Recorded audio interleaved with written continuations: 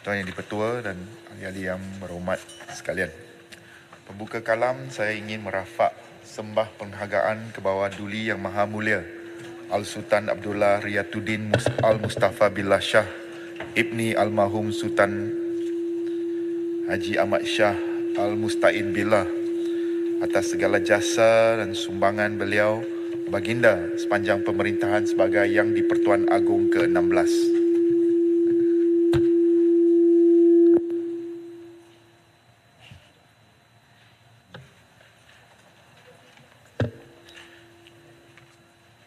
Teruskan. Dan dengan penuh takzim, saya juga merafat sembah tahniah berserta ikrar taat setia ke bawah Duli Yang Maha Mulia Seri Paduka Baginda Yang di-Pertuan Agong ke-17 Sultan Ibrahim Ibni Almarhum Sultan Iskandar dan juga ke bawah Duli Yang Maha Mulia Seri Paduka Baginda Raja Permaisuri Agong Raja Zarif Sofia sempena pemasyuran baginda berdua pada 31 Januari yang lalu. Di kala ini saya turut menjunjung kasih titah perasmian Parlimen oleh Duli Tuanku pada 26 Februari 2024. Saya ingin juga merakamkan penghargaan kepada 14 orang ahli-ahli yang berhormat Dewan Yang Mulia ini yang telah memberikan pandangan dan saranan yang khususnya berkaitan bidang kuasa atau bidang kerja Kesuma Kementerian Sumber Manusia. Banyak hujah-hujah yang telah dikemukakan sebenarnya adalah selari dengan misi strategik 3K Kesuma, iaitu peningkatan kebajikan, kemahiran dan keberhasilan pekerja. 5 orang ahli yang berhormat iaitu Yang Berhormat Indra Mahkota, Yang Berhormat Pekan, Yang Berhormat Wangsa Maju, Kampar dan Kuala Kurau telah membangkitkan isu-isu berkaitan fokus Kesuma dalam pembangunan modal insan termasuk tentang pendidikan dan latihan teknikal dan vocasional ataupun TVET, khususnya dalam 5 perkara di bawah, iaitu agenda permekasaan TVET, pertindihan fungsi dan maklumat, persepsi TVET sebagai pilihan terakhir, kolaborasi sektor awam dan swasta dan ketidaksepadanan gaji dan kebolehpasaran graduan TVET. Ahli-ahli yang berhormat sekalian, Kesuma sebenarnya sedang dalam proses menyediakan rangka kerja dasar sumber manusia negara yang julung buat Malaysia.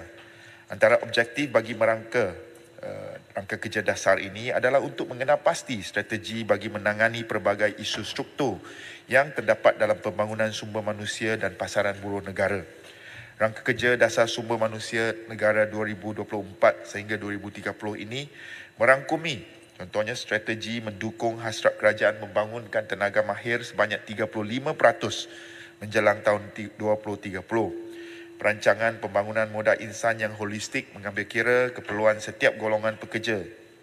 Contohnya belia, wanita, warga emas dan penekanan kepada isu-isu perburuhan yang penting seperti agenda negara menua, aspek pembangunan bakat digital, permekasaan TVET dan agenda pembangunan pekerjaan hijau selaras dengan hala tuju untuk mewujudkan ekosistem tenaga kerja yang lebih produktif dan berkemahiran.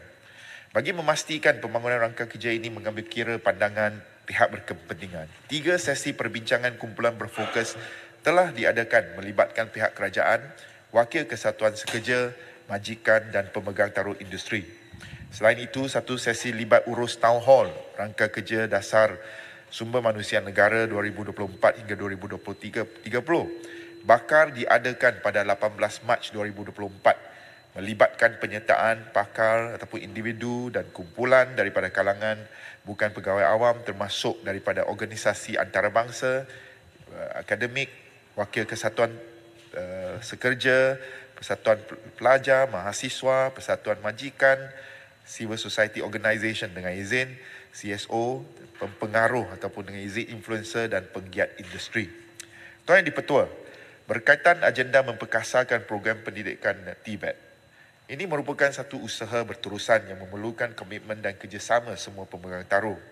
Sehubungan itu, Majlis TVET Negara telah ditubuhkan sebagai badan tertinggi dalam membuat keputusan berkaitan hala tuju TVET Negara.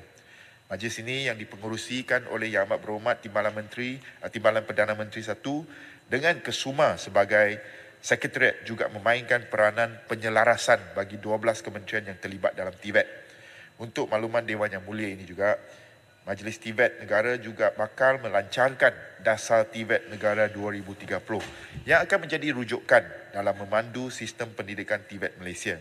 Ini sudah tentu termasuk cadangan penubuhan agensi pusat bagi penyelarasan dan kawal selia Tibet. Tuan Yang di-Pertua, tentang isu persepsi Tibet sebagai pilihan terakhir, Kesuma telah melaksanakan pelbagai pendekatan promosi. Contohnya program outreach dengan izin, Carnival, Duta Tibet dan hebahan-hebahan di media elektronik maupun platform media sosial bagi meluaskan penyampaian maklumat berkaitan peluang dan potensi laluan kerjaya melalui Tibet ini.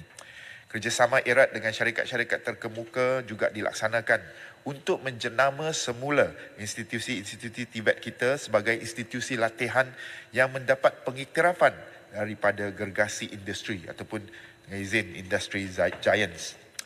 Berkaitan cadangan kerjasama Tibet bersama sektor awam dan swasta, perkara ini sememangnya sudah pun berlaku. Kesuma giat meneroka peluang kerjasama melibatkan syarikat berkaitan kerajaan dan swasta melalui pemeteraian memorandum kerjasama dalam usaha meningkatkan dan melibatkan lebih banyak lagi pihak industri dalam pelaksanaan program Tibet. Memorandum kerjasama ini melibatkan pelbagai cakupan bidang seperti teknologi otomotif, teknologi minyak dan gas, teknologi telekomunikasi serta melibatkan syarikat-syarikat seperti Petronas, DRB Highcom, SGV Holding, Bermas Auto Berhad, Tenaga Nasional Berhad dan Telekom Malaysia. Untuk makluman Dewan Yang Mulia ini, pada tahun 2023, sebanyak 60 memorandum kerjasama telah berjaya dimeterai yang memanfaatkan seramai lebih 311,000 orang pelajar yang terlibat dalam lebih 4,162 kursus yang ditawarkan di 669 buah institusi Tibet. Bagi isu ketidaksepadanan gaji dan kebolehpasaran graduan Tibet, kadar gaji permulaan pekerjaan berkemahiran dikemas kini selaras dengan kajian semula gaji minimum yang terkini. Dalam aspek ini, kadar gaji terkini adalah berdasarkan Perintah Gaji Minimum 2022 iaitu sebanyak RM1,500 sebulan. Pihak majikan dan juga pekerja boleh merujuk kepada kadar gaji permulaan tersebut di laman web eMasko. Kesuma berpandangan bahawa peningkatan kemahiran pekerja yang berterusan mampu meningkatkan lagi keberhasilan pekerja dan seterusnya menyumbang kepada gaji dan upah yang lebih tinggi. Justru kerajaan berusaha untuk memberi nilai tambah kepada graduan Tibet dengan menggalakkan mereka melengkapkan diri dengan lesen dan sijil kompetensi tambahan dari badan profesional sebagai usaha meningkatkan tahap kebolehpasaran mereka dan untuk memperoleh gaji yang lebih lumayan. Bagi memastikan graduan Tibet ini mendapat gaji yang setimpal dengan kelayakan dan kemahiran mereka, Kesuma akan secara berterusan menganjurkan kerjasama strategik dengan pihak industri melalui contohnya Badan Penasihat Industri dan Bakat ataupun Industry Talent Advisory Council, izin Future Skills Talent Council, program latihan industri berstruktur ataupun Structured Internship Program, platform pembelajaran dalam talian iaitu e-latih, inisiatif Academy in Industry, sistem latihan dual nasional dan platform My Future Job serta My Next Yang Berhormat Menteri. Terima kasih kepada Menteri, terima kasih kepada Speaker. Kita difahamkan selepas COVID, kadar anak-anak muda yang meneruskan pelajaran menurun dengan mendadak. Jadi ini menyebabkan ramai di kalangan mereka yang tercicir daripada arus pembelajaran negara yang mungkin menjadi syarat asas untuk mereka masuk TVET selepas itu. Jadi adakah pihak kerajaan membuat kajian tentang perkara ini dan adakah akan mempertimbangkan supaya kelulusan untuk mereka masuk ke TVET itu direndahkan lagi selepas daripada sekurang-kurangnya untuk tempoh mereka yang affected by COVID. Terima kasih. Terima kasih Yang Berhormat Tumpat, satu cadangan dan pandangan yang amat baik. Sememangnya kerajaan sedang meneliti syarat-syarat kemasukan ke institusi-institusi Tibet merentas 12 kementerian dan kita akan dalam rancangan untuk memudah cara kemasukan pelajar-pelajar untuk terutamanya rakyat Malaysia, anak muda ke sistem pendidikan Tibet. Yang Berhormat Kampal telah mencadangkan agar pelajar-pelajar Tibet dihantar untuk melanjutkan pelajaran ke Jerman.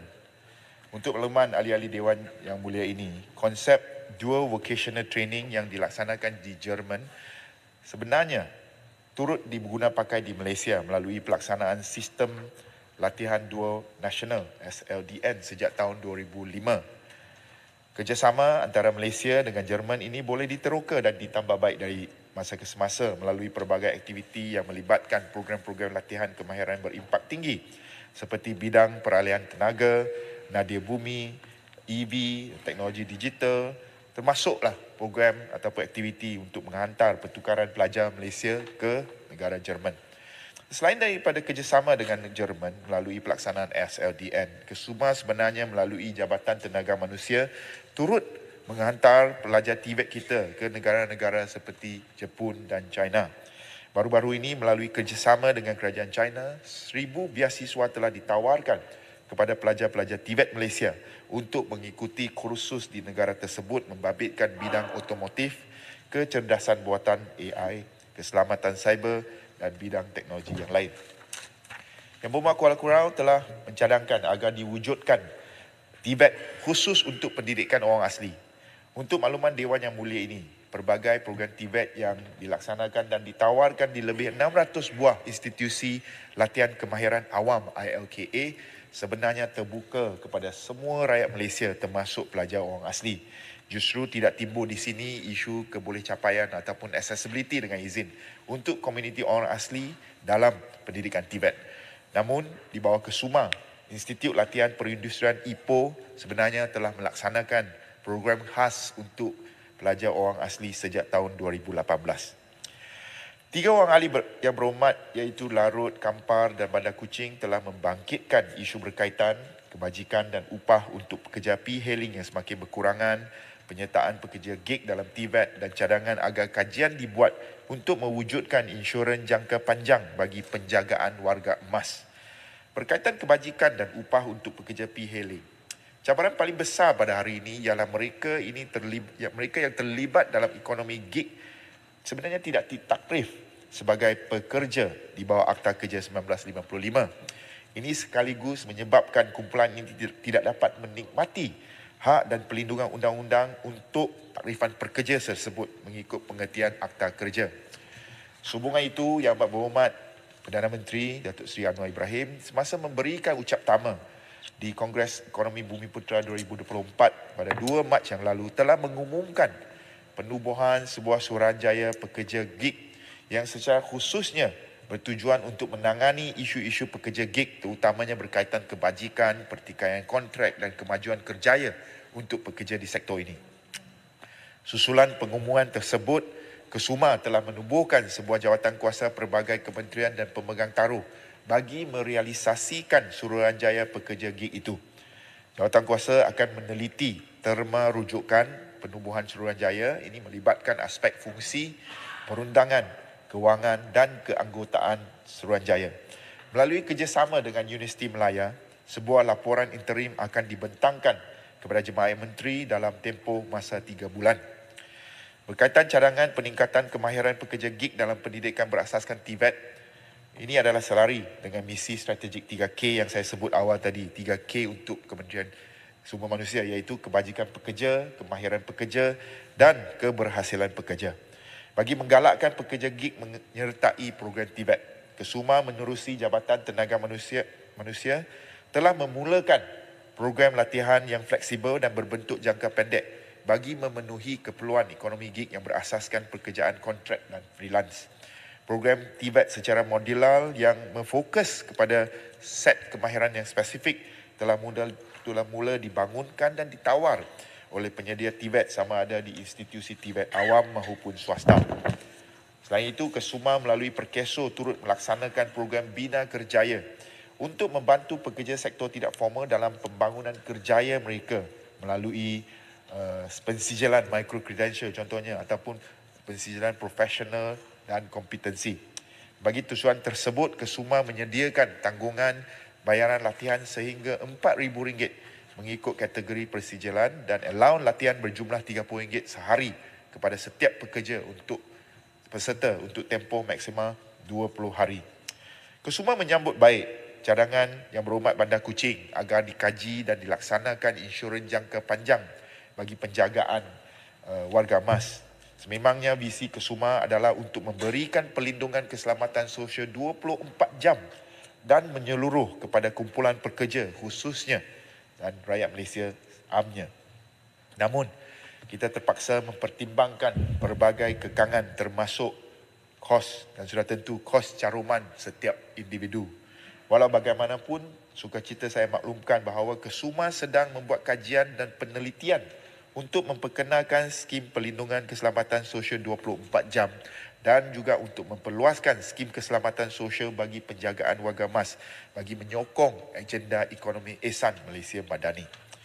Saya akan memberikan maklum balas dan update dari masa ke semasa untuk skim-skim tersebut. Tuan Yang di-Pertua, Yang Berhormat Rantau Panjang minta kerajaan memaklumkan usaha yang telah dilakukan bagi membantu graduan tempatan mendapatkan pekerjaan. Antara inisiatif yang dilaksanakan adalah seperti berikut. Melalui Perkeso, strategi utama termasuk penyediaan platform My Future Job, program Carnival Kejaya di seluruh negara dan program Bina Kejaya yang saya sebut tadi. Sebenarnya baru sebentar tadi saya datang daripada program dari Carnival Kejaya Wanita yang dianjurkan oleh Perkeso, My Future Job, sempena dengan sambutan Hari Wanita. Saya ucapkan selamat Hari Wanita juga kepada Tuan Yang di-Pertua, juga rakan-rakan dalam Dewan Yang Mulia ini. Carnival tadi mendapat sambutan yang baik. 30 majikan dengan 5,000 peluang pekerjaan khusus untuk wanita. Dan 60% daripada kekosongan yang ditawarkan adalah di peringkat eksekutif, iaitu peringkat yang bergaji lebih tinggi. Kesuma juga menerusi agensi di bawahnya seperti Jabatan Tenaga Manusia, Jabatan Pembangunan Kemahiran, Pembangunan Sumber Manusia Berhad dan Pertubuhan dan Perkeso tadi aktif untuk menyediakan pelbagai program reskilling dan upskilling berteraskan Tibet. Khusus-khusus jangka pendek dan program perantisan turut ditawarkan oleh pelbagai agensi di bawah Kesuma. Contohnya di 32 pusat latihan Jabatan Tenaga Manusia dan juga SIAS serta program sistem latihan dua nasional yang dilaksanakan di bawah JPK. Selain itu, kerajaan turut mempergiatkan usaha mengadakan program melalui Talent Corp dengan fokus terhadap pembangunan kebolehpasaran dan kebolehkerjaan bakat muda negara melalui kerjasama merentas kementerian, jabatan, agensi kerajaan, pemain industri dan institusi pengajian tinggi awam, swasta serta teknikal. Antara inisiatif di bawah agensi ini termasuklah platform pemprofilan MyNext, program latihan industri berstruktur nasional ataupun National Structured Internship Program, kerjasama industri akademik, itu Industry Academia Collaboration dan program Young Employable Student ataupun YES. Program Young Employer Student, we are ready. Yes, we are ready. Tuan Yang di-Pertua, Yang Berhormat Ahli dari Pasir Salak mencadangkan agar mempercepatkan kelulusan kuota kemasukan pekerja asing bagi sektor pertanian. Selaras dengan pindaan Akta Kerja 1955 yang berkuat kuasa 1 Januari 2023, majikan sebenarnya terlebih dahulu perlu mendapatkan kelulusan penggajian pekerja asing daripada Ketua Pengarah Jabatan Tenaga Kerja Semenanjung Malaysia sebelum mengemukakan permohonan kuota. Dan piagam pelanggan bagi kelulusan Ketua Pengarah Jabatan Tenaga Kerja Semenanjung Malaysia ini adalah tempohnya 14 hari. Seterusnya, kelulusan kuota pekerja asing bagi sektor formal termasuk sektor pertanian tadi akan diberikan dalam tempoh antara 1 hingga 3 hari bekerja selepas menerima perakuan ataupun syur daripada agensi kawasalia dengan syarat permohonan yang dikemukakan adalah lengkap dan teratur. Justru, saya berpendapat tempoh-tempoh waktu menunggu ataupun lead time dengan izin tersebut adalah berpatutan. Namun, kementerian akan menambah baik proses dan tata cara untuk proses permohonan pekerja asing ini dari masa ke semasa. Yang Berhormat Kepala Batas menyatakan bahawa jumlah pekerja asing dalam bidang profesional dan berkemahiran tinggi adalah tinggi berbanding graduan tempatan yang direkodkan. Untuk makluman Dewan Yang Mulia ini, sehingga tahun 2023, bilangan pegawai dagang ataupun expatriate dengan izin yang mempunyai PAS aktif adalah seramai 109,707 orang berbanding dengan jumlah bilangan pekerja mahir di Malaysia iaitu 2.2 juta orang. Jadi nak kata pekerja asing dalam bidang profesional dan berkemahiran ini tinggi berbanding dengan graduan tempatan adalah kurang tepat. Ia hanya merupakan lebih kurang 4.9% daripada keseluruhan pekerjaan mahir yang wujud di negara ini.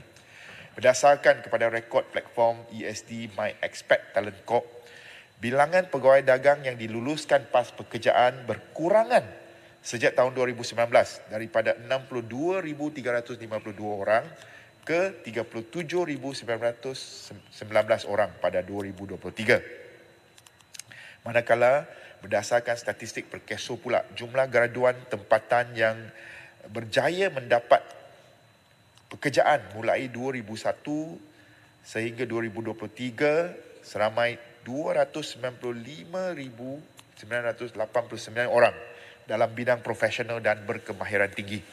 Data ini tidak termasuk data pencarian pekerjaan melalui portal lain di Malaysia, ya, contohnya JobStreet, LinkedIn dan sebagainya. Kriteria pengambilan pegawai dagang ataupun expatriates ini adalah berbeza berbanding dengan pengambilan graduan tempatan kerana mereka perlu memenuhi pengalaman minimum 3 tahun dan hendaklah memenuhi keperluan pekerjaan di sektor yang disenaraikan sebagai kritikal namun susah untuk diisi berdasarkan kepada senarai pekerjaan kritikal. Sebenarnya ada 2 faktor utama yang menjurus kepada pengambilan pekerja asing dalam bidang profesional dan berkemahiran tinggi. Pertama, bagi memenuhi keperluan pelabur terutamanya syarikat multinasional yang ingin menggunakan kepakaran di negara asal mereka. Kedua, kita harus melihat expatriate ataupun pegawai dagang ini sebagai strategi pemindahan ilmu dan teknologi, knowledge and technological transfer untuk memperkasakan tenaga kerja tempatan. Berlandaskan strategi pemindahan ilmu dan teknologi, Kesuma sedang merancang satu dasar untuk mewujudkan peluang perantisan kepada anak tempatan bagi syarikat-syarikat yang mengambil pekerja expatriate. Laporan tahun 2022 oleh Jabatan Statistik Negara Malaysia menyatakan bilangan pekerjaan berkemahiran tinggi yang telah diwujudkan di negara adalah sekitar 2.1 juta berbanding dengan graduan berjumlah 5 juta. Perbezaan ini merupakan salah satu faktor wujudnya ketidakpadanan tenaga kerja dengan pasaran kerja kita. Justru bagi mengatasi kesenjangan yang saya sebut tadi, kita harus mewujudkan lebih banyak peluang pekerjaan berkemahiran tinggi. Dan dalam aspek ini, saya ingin merakamkan ucapan tahniah kepada Yang Amat Berhormat Perdana Menteri kerana telah berjaya membawa masuk pelaburan berjumlah 329.5 bilion ringgit pada tahun lalu. Kejayaan ini bakal mencipta hampir 130,000 peluang pekerjaan yang baru. Dan dalam sektor pembuatan sahaja, hampir 41% merupakan pekerjaan kategori pengurusan dan teknikal. Ini sudah tentu akan mewujudkan lebih banyak peluang pekerjaan berkemahiran tinggi untuk rakyat Malaysia. Di pihak kami, Kesuma akan mempersiapkan tenaga kerja kita bagi memenuhi keperluan pasaran kerja yang baru ini. Yang Berhormat Sungai Siput memohon untuk mendapatkan maklumat tindakan susulan berkaitan skim khas pembiayaan rumah estate SKRE kepada pekerja Sime Darby. Kesuma dan Jabatan Tenaga Kerja Semenanjung Malaysia telah mengadakan beberapa siri perbincangan dengan pihak-pihak yang terlibat. Contohnya Sime Darby Plantation Berhad, Lembaga Perumahan dan Hartanah Perak, Kementerian Perumahan dan Kerajaan Tempatan serta Syarikat Perumahan Negara Berhad berkaitan cadangan pembangunan rumah pekerja ladang Sime Darby di Sungai Siput Perak. Perbincangan terakhir bersama Lembaga Perumahan dan Hartanah Perak telah diadakan pada 14 November 2023 di mana LPPH telah memutuskan bahawa pihak mereka tidak akan membangunkan perumahan di ladang Airfield berikutan tidak mahu menanggung kos awal seperti pecah sempadan, tukar hak milik dan tukar status. Manakala mesyuarat bersama dengan Kementerian Perumahan dan Kerajaan Tempatan, Jabatan Perumahan Negara dan Syarikat Perumahan Negara Berhad telah diadakan pada 28 November 2023 memutuskan pembangunan perumahan di ladang Airfield tidak dapat dilaksanakan berikutan tiada peruntukan khusus untuk pembangunan ini. Kedua-dua mesyuarat ini dihadiri oleh Wakil Sime Darby dan memandangkan LPPH dan KPKT tidak dapat melaksanakan pembangunan ini, pihak Sime Darby memaklumkan pihak mereka akan menyerahkan tanah ini kepada kerajaan negeri. Walau bagaimanapun, JTKSM masih belum menerima makluman rasmi berkaitan perkara ini. Yang Membuat Batu membangkitkan isu penipuan ataupun skam dengan izin dalam talian termasuk berkaitan job scam, penipuan pekerjaan. Saya ingin tekankan bahawa usaha pembanterasan jenayah penipuan memerlukan penyertaan rentas kementerian dan agensi. Di pihak Kementerian Sumber Manusia, Jabatan Tenaga Kerja Semenanjung telah mengambil langkah-langkah proaktif dalam memberi kesedaran kepada pencari kerja seperti berikut. Satu, pemakluman melalui kerajaan akhbar untuk memastikan mana-mana orang awam yang ingin mencari kerja menggunakan khidmat ejen terutamanya bagi pekerjaan di luar negara agar tidak mudah terpedaya dengan kadar gaji yang tinggi dan sebagainya. Kedua, pemakluman senarai agensi pekerjaan swasta ataupun APS yang berlesen di portal rasmi Jabatan Tenaga Kerja Semenanjung Malaysia dan orang awam boleh membuat semakan kesahihan lesen agensi. Dan ketiga, mana-mana pekerja APS yang melakukan aktiviti merekrut hendaklah mempunyai dokumen pengenalan diri yang dikeluarkan oleh Jabatan Tenaga Kerja Semenanjung. Mana-mana orang yang melakukan aktiviti merekrut iaitu menjadi pengantara antara majikan dan pencari kerja termasuk aktiviti pengiklanan adalah wajib berlesen di bawah Seksyen 7 Akta Agensi Pekerjaan Swasta 1981. Kegagalan berbuat demikian adalah satu kesalahan dan jika disabitkan boleh didenda tidak melebihi RM200,000 dan atau dipenjarakan tidak melebihi 3 tahun atau kedua-duanya sekali. Saya nak beri amaran di sini ya kepada agensi-agensi lesen ini. Mana-mana agensi yang mengiklankan aktiviti penipuan pekerjaan ini akan dianggap bersubahat dengan penjenayah tersebut. Dan Kesuma saya akan bagi peluang. Kesuma tidak akan teragak-agak mengambil tindakan yang paling berat ke atas kumpulan ini termasuk menggantung dan membatalkan lesen mereka serta menyenarai hitamkan bukan saja syarikat tetapi pengarah dan juga pemilik agensi-agensi yang terlibat. Silakan YB Pendang. Terima kasih sahabat saya Yang Berhormat Menteri dan juga Puan Sri Speaker. Saya nak bangkit bila disebut sebab keyakinan negara luar untuk melabur di sini amat penting apabila kita punya kesatuan sekerja kita stabil dan kita mengikut quality agreement, kita akan patuh kepada perjanjian. Di bawah KSM juga ada Jabatan Pembangunan Perusahaan yang mana kesatuan-kesatuan sekerja akan mendaftar di bawahnya dan di bawah KSM juga ada Mahkamah Perusahaan yang menyelesaikan pertikaian-pertikaian. Saya dapat memorandum daripada NUBE, National Union Bank Employees, 2 hari lepas yang membangkitkan collective agreement di antara NUBE dengan MCBA telah disetujui tetapi telah dinafikan oleh MCBA apabila dalam perjanjian itu Maybank telah bersetuju untuk membayar elemen bonus setiap kali perayaan kepada sama ada perayaan tahun baru Cina Aidilfitri sebulan bonus kepada mereka tetapi pada kali ini refuse tidak dibayar oleh Maybank. Begitu juga perjanjian antara Maybank dengan kesatuan sekerja di Indonesia. Perkara yang sama telah dilakukan tetapi di Indonesia Maybank telah membayar seperti mana collective agreement yang disetujui di antara MCBA dan NUBE ini seperti mana di Malaysia ini. Tapi di Malaysia dinafikan haknya. Terima kasih Yang Berhormat Menteri. Sila selesaikan soalan ini. Sikit. Saya cuma nak tambah apa yang ditambah yang Pendang tadi.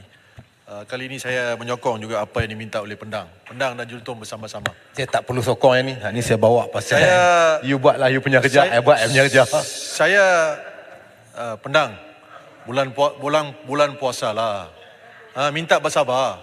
Tak perlu bodek saya lah. Julton buatlah kerja you. Saya tak bodek. Kenapa bertutur begitu? Bulan puasa, Yang Berhormat Pendang. Saya tak apalah, jangan bawa masa saya lah. Yang Berhormat Menteri, saya berterima kasih di atas pengulungan yang telah diberikan. Cumanya saya difahamkan bahawa oleh pihak NUBE bahawa peruntukan yang sama telah diberikan kepada pekerja-pekerja NUBE pada tahun yang lalu dan tahun-tahun sebelumnya. Dan saya difahamkan bahawa pekerja-pekerja ini daripada pihak bank telah pun membuat penyelidikan sendiri dan mendapati bahawa semua bank mendapat keuntungan yang begitu banyak. termasuklah Malayan Banking dan semua bank-bank yang terlibat. Jadi persoalan oleh pekerja-pekerja bank ini adalah kalaulah mereka boleh membayar, bank yang sama, Maybank, beroperasi di Indonesia, boleh membayar bantuan untuk Hari Raya, berbuka puasa, semasa Raya Cina dan sebagainya. Kenapa, dan mereka telah pun membayar sebelum ini, kenapa tahun ini mereka enggan membayar? Jadi saya cuma nak mohon kepada Menteri kalau boleh memberi perhatian. Saya difahamkan Menteri adalah seorang yang sungguh prihatin. Maklumlah isu satu JLC yang tak bayar gaji kepada pekerja di Kedah pun diberi perhatian. Saya mohon tindakan diambil terhadap JLC tersebut yang tidak membayar gaji sejak bulan September. Jadi saya mohonlah kepada Menteri supaya perkara-perkara ini diberi perhatian. Terima kasih Menteri. Ya, Mohd Menteri, sikit sambung tadi. Saya tertarik mengenai job scam ini. Sebenarnya saya juga dapat banyak aduan sebenarnya daripada sahabat-sahabat saya dari Kedah mengenai salah satu GLC yang tidak membayar gaji sejak daripada September yang melibatkan hampir 23 orang pekerja, dan mereka merasakan ini adalah satu scam yang terbesar sebenarnya, ya. GLC di Kedah atau lebih dikenal sebagai KAHB. Dan saya ingin bertanya, berapakah tuntutan yang dibuat oleh pekerja-pekerja ini dan apakah status terkini mengenai kes yang sedang berlaku, dan apakah usaha antara Kerajaan Persekutuan dan Kerajaan Negeri supaya dapat diselesaikan dengan segera, kerana 20 orang lebih ni merasakan di-scam secara besar-besaran. Terima kasih. Mohd minta sikit. Kepala Kerai. Okey, terima kasih Mohd Kepala Speaker. Saya juga ingin menyebut kepada Yang Berhormat bahawa saya juga menerima memorandum daripada pihak NUBE untuk perhatian Yang Berhormat supaya Yang Berhormat dapat mengambil perhatian agar pihak bank-bank yang mereka yang terlibat ini dapat membayar sebagaimana memorandum yang telah dibuat, dan jika Yang Berhormat belum lagi ada memorandum ini, saya boleh hantar kepada Yang Berhormat untuk perhatian Yang Berhormat. Terima kasih. Sikit, Yang Berhormat Menteri sekali lagi. Minta maaf. Kali Pasal KHB tadi ni. okey, sebab memandangkan mantan Timbalan Menteri, saya bagi peluang. Terima kasih sahabat saya Yang Berhormat Menteri. Saya dipahamkan, saya dapat juga masalah Kedah Agro Holding Berhad ni.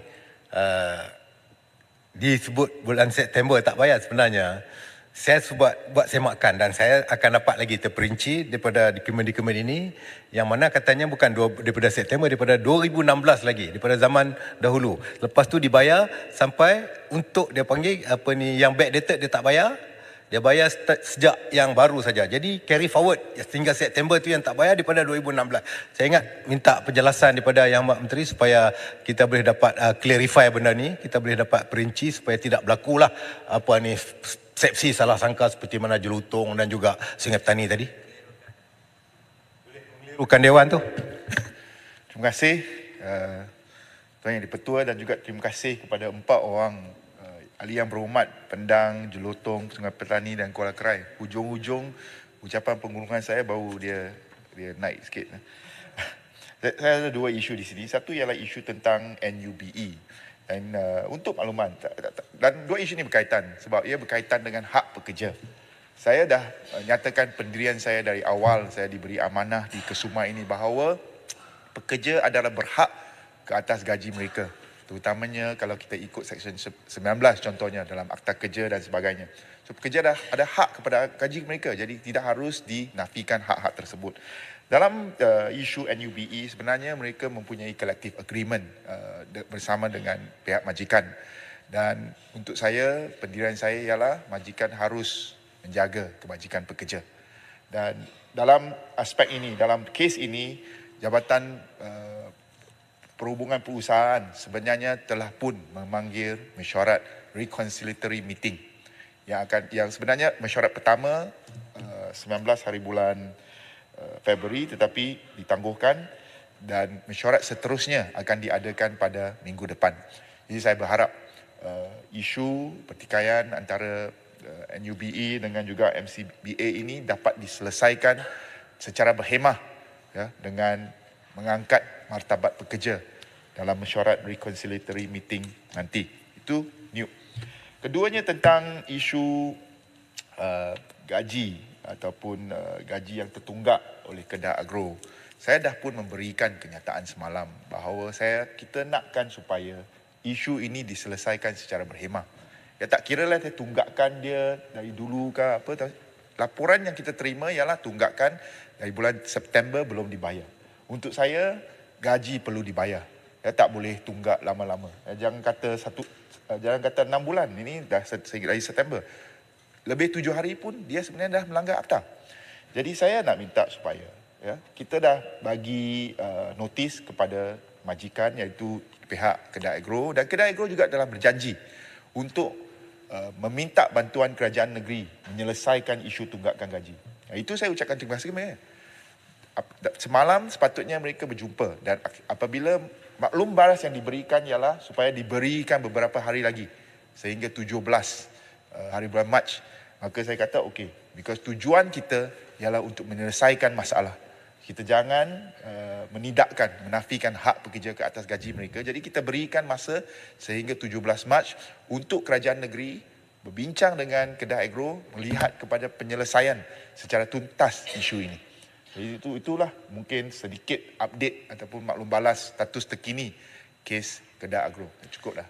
Yang Mak Menteri, sikit saya nak minta pandangan bagi pandangan supaya siasat daripada bila gaji ni tak bayar. Sebab kalau jelutong dengan Sungai Petani dengar Kedah saja dia terus spark. Dia tak boleh Kedah ni bagi jelutong dengan Sungai Petani dia spark. Jadi kita minta biarlah benda ni clear daripada zaman mana benda ni berlaku. Dalam jawapan saya sebenarnya cuba nak berhemah. Saya tak nak libatkan pihak politik, kepentingan politik. Justru saya kata tak kira syarikat mana. Kalau hutang, kena bayar gaji. Pekerja berhak ke atas gaji. Aduan yang kita terima ialah bulan September. Yang seawalnya mungkin ada cerita lain yang mungkin pendang boleh carikan maklumat lah. Tapi aduan yang diterima oleh Jabatan Tenaga Kerja Semenanjung adalah gaji tertunggak sejak September yang lalu. Okey. Menteri, saya tidak menggunakan peraturan. Saya bangun dan Sungai Petani bangun kerana kami memperjuangkan hak rakyat yang tak dibayar gaji. Maklumlah, dah bulan puasa tak bayar gaji. Ini syarikat daripada GLC Kedah. Syarikat GLC Kedah. Pekerja-pekerja Kedah dianiayai. Sebab itu kami bangun untuk memperjuangkan hak mereka, bukan untuk isu politik. Okey, terima kasih. Saya kata, saya beri amaran kepada agensi-agensi ini yang berlesen tapi dia mengiklankan aktiviti penipuan pekerjaan atau job scam. Kita tidak akan teragak-agak mengambil tindakan hukuman undang-undang yang paling berat. Tuan Di-Pertua, Yang Berhormat Batang Sadong membangkitkan tentang pengemaskinian gaji minimum selaras yang sewajarnya seperti yang disarankan oleh Bank Negara dan juga laporan KWSP, My Budget dan sebagainya.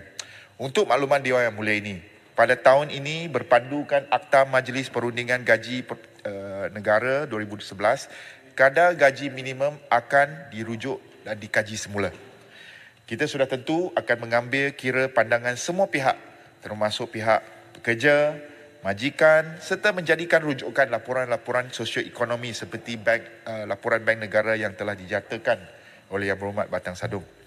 Akhir kata, Tuan Di-Pertua, saya ucapkan terima kasih kepada semua ahli-ahli yang berhormat dalam Dewan Yang Mulia ini kerana telah membangkitkan isu-isu berkaitan dengan Kementerian Sumber Manusia Kesuma semasa perbahasan titah diraja. Kesuma amat menghargai segala cadangan dan teguran yang telah dikemukakan dan kita akan mengambil tindakan susulan ke atas isu-isu yang telah dibangkitkan. Jika ada soalan yang tidak sempat dijawab, kita akan kemukakan secara bertulis. Sekian, terima kasih. Terima kasih Yang Berhormat Menteri Sumber Manusia. Sekarang